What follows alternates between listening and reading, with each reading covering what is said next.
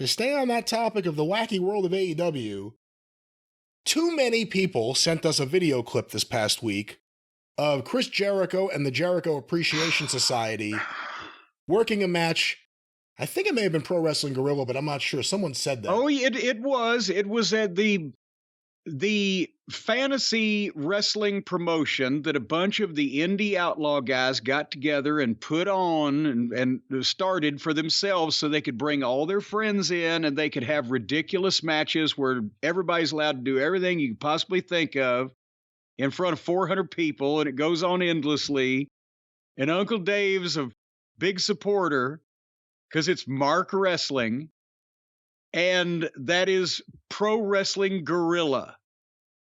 Nothing to do with the simian family, the chimpanzees, the orangutans, the apes, things like that. It's guerrilla as in guerrilla warfare. And that is what apparently now, Jericho obviously did it as a favor. They don't have enough room in their building to draw enough people to sell enough tickets to pay his normal fee. But apparently he wanted to impress the kids.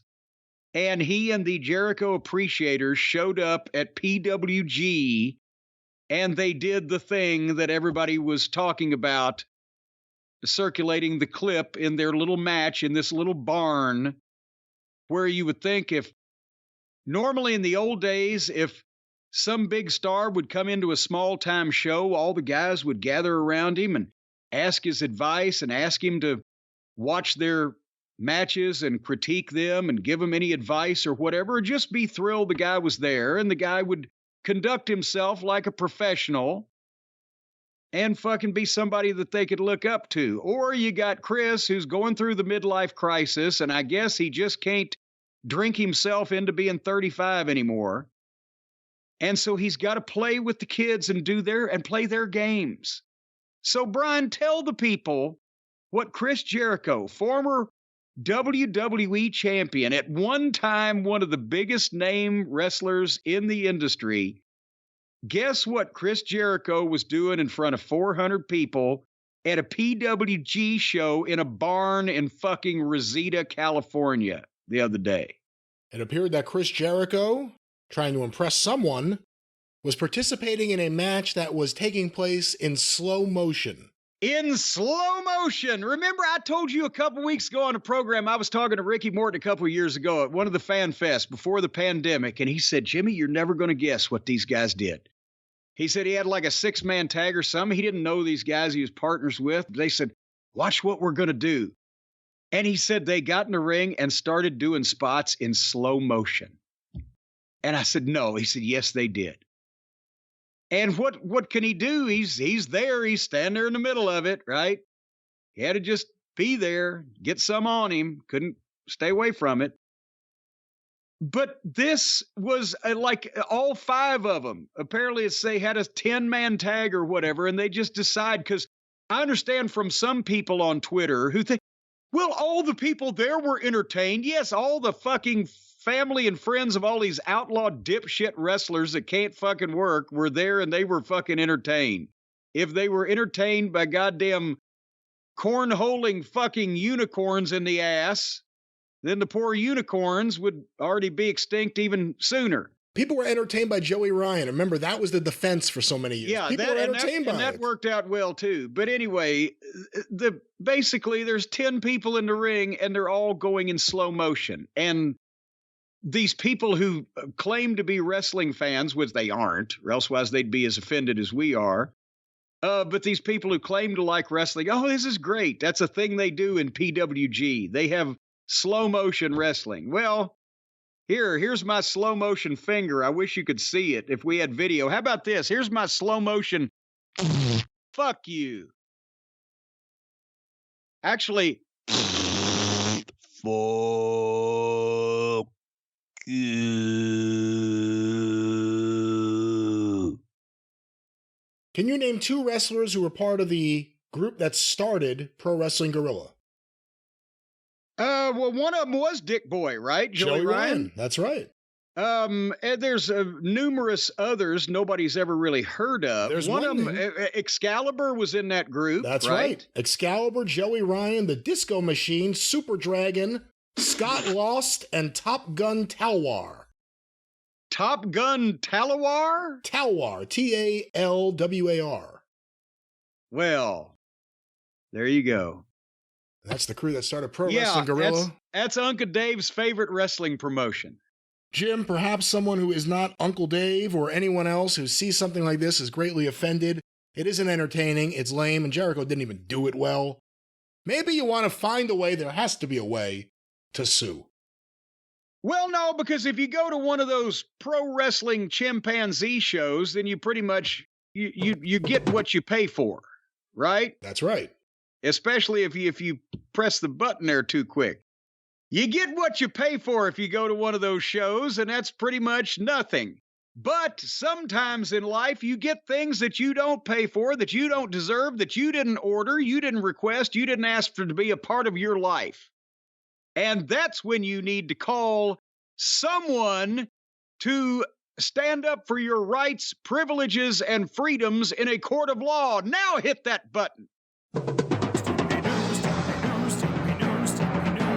Call Stephen P. News.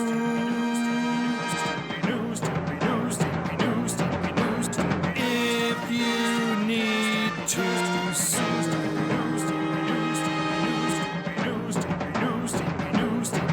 An outlaw mud show or two. Still to the rest. And I'm not even talking about rotten wrestling. There's some things going on over there in West Virginia. We've mentioned this before, but there was a recent article on theguardian.com, as a matter of fact.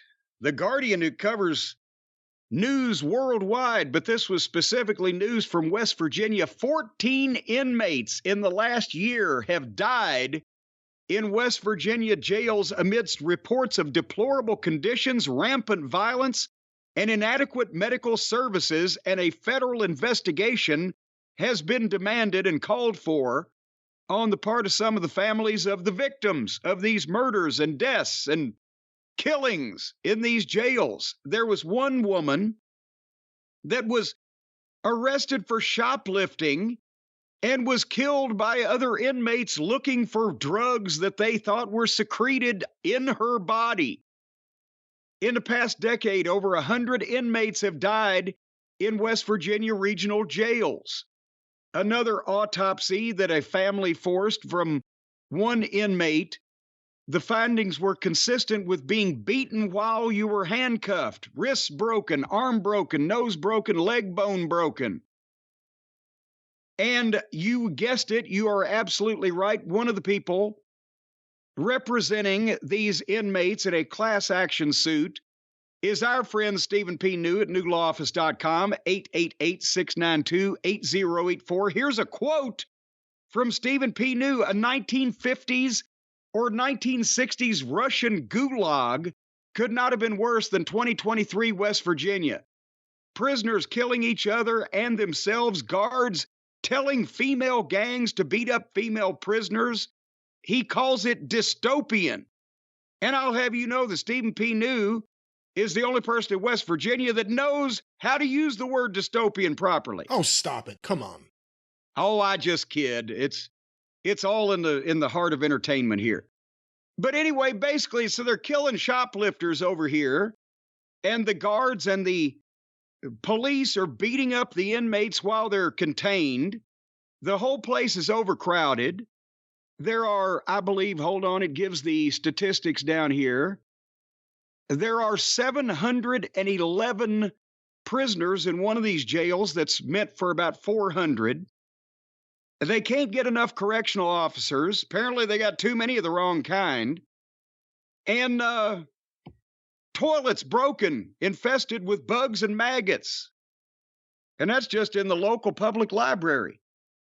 So anyway, Stephen P. New is straightening stuff out like this, just like he's straightened stuff out with these big energy companies.